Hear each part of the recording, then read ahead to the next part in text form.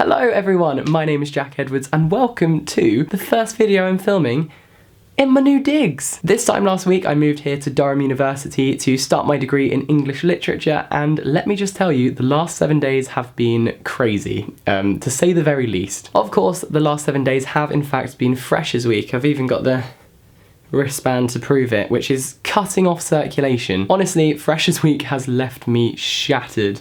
I'm gonna have to start charging 5p for the bags under my eyes. However, I gained more from Freshers Week than just Freshers Flu, and so today I'm going to be imparting my newfound Freshers wisdom in collaboration with the Student Room to share the struggles of Freshers Week. Firstly, meeting new people. You will invariably ask every single person you meet the exact same set of questions and forget their answers almost immediately. I like to start with the classic, hello, what's your name? Followed by quick, what subject are you taking? And then by the time I've asked them what accommodation they're staying in and they've asked me all of the exact same questions, I've already forgotten all of their answers. And then you move on to the next person and forget their name too. The next struggle is simply doing nothing. I feel like I literally achieved absolutely sod all during my Freshers Week. Doing nothing 24/7 is hard. You lose track of days, you lose track of what degree you're actually meant to be doing. I feel like I did absolutely nothing all day, every day, and yet I was still shattered at the end of Freshers Week. Next, prepare yourself for the biggest rivalry you will ever know, the North-South divide. Now this is not just a minor difference or cheeky banter, this is straight out war. Pick your allegiance carefully and prepare for many an intense discussion over the correct pronunciation of the word bath and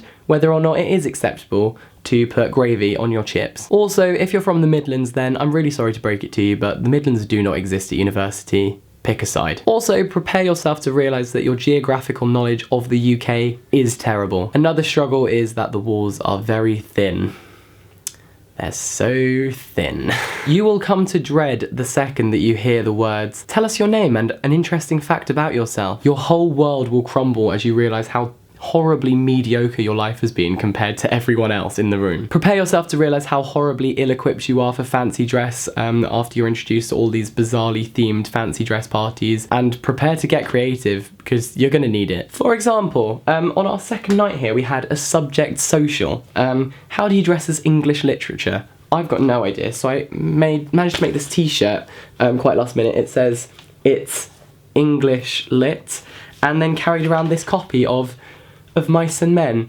Yeah, I carried that to a nightclub and managed to hold on to it all night. It's got like my GCSE notes inside it, but it withstood the night and sits proudly on my bookcase because this is the only book I've ever taken clubbing. Other fancy dress parties, not quite as successful. On our first night we had a white t-shirt party where we all wrote our names and like phone numbers on each other's t-shirts. This is what mine looks like now. It rains in the north. It does also rain in the south, but it rained here. On our way to the club after the t-shirt party, and so now I have a nice like tie-dye kind of print. So to all the girls who wrote their phone numbers, I say that as if there were loads, there weren't that many, but to the people who wrote phone numbers on my t-shirt, I'm sorry but I'm never going to call you. It's nothing personal. Next we have the post-night out antics. I cannot even begin to tell you how nervous I was before coming to university about my flat, whether I was going to get along with the people I lived with, whether they were going to be fun and wanted to go out like I did, and it turns out we actually get on like a house on fire. Speaking of which, our house hasn't been set on fire yet. We're all doing quite well with the whole like keeping ourselves alive thing thus far. We do, however, come alive in the night time. The other night someone found a dead wasp in our kind of corridor, and so made a little memorial for it out of post-it notes. And on one of the nights I came in and was trying to make myself toast in our toaster and managed to burn about 8 pieces. Personally, I like my toast to kind of still be white. Other people I know kind of like there's a bit more cremated, so I decided it would be a good idea, so as not to waste the toast that I had burnt, to pin it to our notice board so that people could take the toast as they came in from their night out. Very considerate, thank me later. However, I was the last person to return home that night, and so we woke up in the morning to find lots of pieces of toast kind of stuck to our notice board, which was just disgusting, really. Of course, we also have the classic chunder chart. We have possibly the most fancy chunder chart I've ever seen. It's in like cursive font, it's lovely, and a very comprehensive scoring system. 1 point for a tactical chunder, And chunder is just the most disgusting word, isn't it? And 5 is for just being sick on someone else. Another struggle of Freshers Week is the fact that you realise that you just forgot basically everything. For example, I brought my computer with me. I forgot the wire that plugs it into the wall, so I can't use my computer. It's just a monitor kind of sitting redundant on my desk.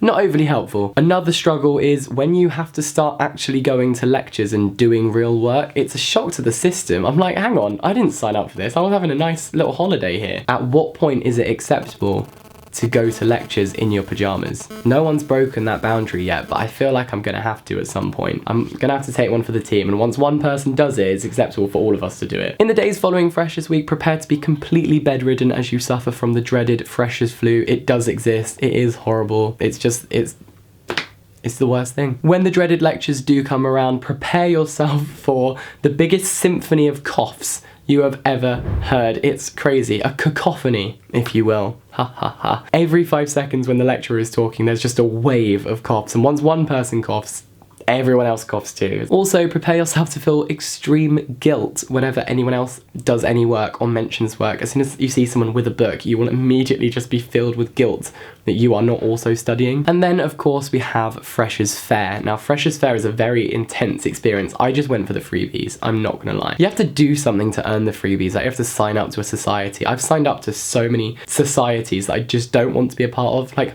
I don't have time to do voluntary dog walking or Caledonian dancing. You have to kind of come up with a tactic where you can look at the sign on a stall to see what they're advertising, what the society is, without making eye contact with the person behind the desk. The second that you make eye contact, the second that your eyes even flit and just meet for that momentary second, they will lock you in and attack. And it's very hard to say no to people when they're like trying to push something that they're very passionate about kind of down your throat. Once you've made that eye contact, you're in deep, my friend. So those were my top struggles of Freshers Week to prepare yourself for. If you've just finished your Freshers Week, I hope you had a blast. If you are watching this in the future and are about to start Freshers Week, have a blast. It's the most fun you will ever have. This video is in collaboration with the Student Room. The Student Room was so helpful in preparing for university. They have like university checklists of all the things you need in your room, discussion boards of other people A, going to your university, or B, people who've already been, and give you kind of tips and advice. Yeah, like use the internet to your advantage and find out information before you go, because it's very, very overwhelming being here. So thank you very much for watching this video. If you could relate to any of the struggles in this video, don't forget to give this video a like